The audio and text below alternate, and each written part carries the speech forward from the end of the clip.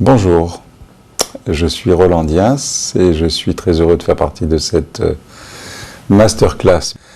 Alors, j'ai décidé de vous jouer et puis de vous donner quelques indications sur une très jolie étude de Sor, qui reste l'un de mes compositeurs favoris. En fait, d'une étude, il s'agit plus exactement de l'exercice numéro 17, qui fait partie des 24 exercices très faciles. C'est le titre exact donné par Sor lorsqu'il a écrit cette très jolie pièce, un petit bijou de la guitare que tout le monde connaît.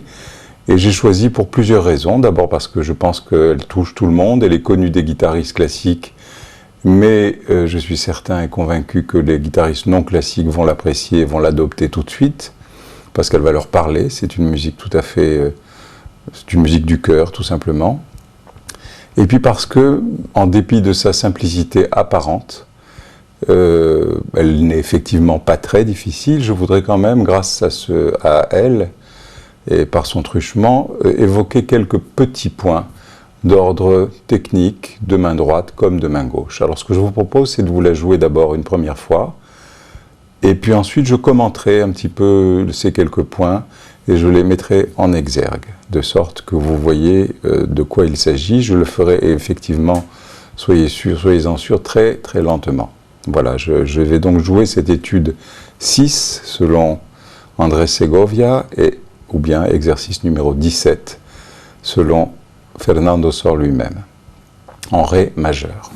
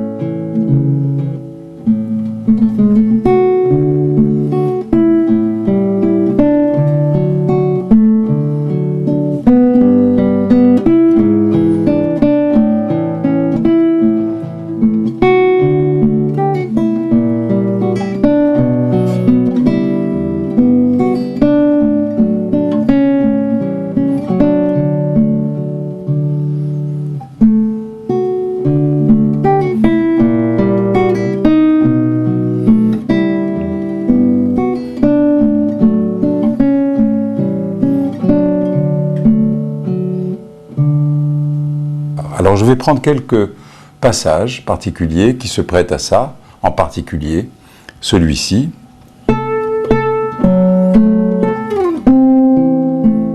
Qui pourra servir d'exemple pour expliquer un petit peu mon cheminement. C'est tout, on va s'arrêter à ça.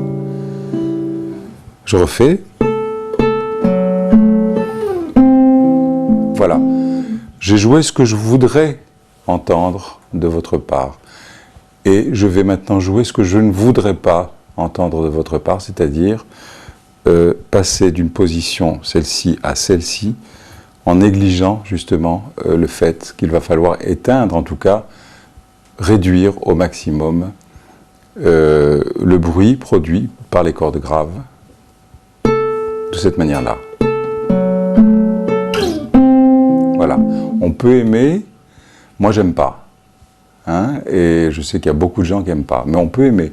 Si vous aimez, vous continuez, vous le faites, ok? Ça donnerait ça, simplement. C'est-à-dire vous ne vous préoccupez de rien, vous glissez simplement la position. Moi je trouve que c'est évitable, et c'est beaucoup plus joli pour la musique, évidemment. Hein, c'est-à-dire, lieu de... Voilà, d'accord? Ça fait partie des petits aléas de la guitare. Alors, évidemment, ce n'est pas une fatalité. Comment faire? Je vous explique. Je me cantonne à 7 exemples précis, parce qu'il y en a d'autres, bien entendu, non seulement dans cette étude, mais partout ailleurs dans la littérature pour guitare. Comment faire? J'ai ici, vous le voyez, ces 2 doigts qui sont placés sur des cordes graves dangereuses, hein, par conséquent, surtout si elles sont neuves. Moi, j'aime pas, hein, je rappelle. Enfin, c'est question de goût. Dans ce cas-là, il convient 2 choses. Il convient de faire 2 choses. D'une part, de prendre appui sur la corde aiguë, en l'occurrence, la corde de Si, celle-ci, j'ai l'impression d'être Bobby Lapointe, là, hein, et non pas la corde de La. Cette Si, la corde de Si, où je joue un La sur la corde de Si d'ailleurs, de prendre appui et de s'en servir comme d'un rail, et de s'en servir comme d'un guide, un doigt guide, qui est très joli et qui permet justement de faire le lien et d'éviter le côté un peu sec qui serait... Vous voyez ce que je veux dire? Et ça s'appelle un portamento. Non, rien à voir avec un porte-manteau. C'est un portamento, de l'italien portamento, portare, la voce, porter la voix, qui donne à la musique un côté quand même élégant, comme dans le prélude numéro 1 de Villa-Lobos. Au lieu de... Et pire... Ok? Donc... Alors maintenant, pour conclure sur ce point-là, regardez ce que je fais des basses. Je vais les soulever à la verticale, directement, right after, après les avoir joués, juste après. D'accord? Je refais. Et le tour est joué. Ça a l'air simple. C'est pas simple, mais à un moment, ça le sera. Je vous le garantis. Il faudrait que ces bruits sur la guitare, sur les cordes graves, vous soient un jour insupportables. Et une fois qu'on pointe ça, je vous assure qu'après, on ne peut plus supporter. Je vous dis à bientôt. Merci de m'avoir écouté.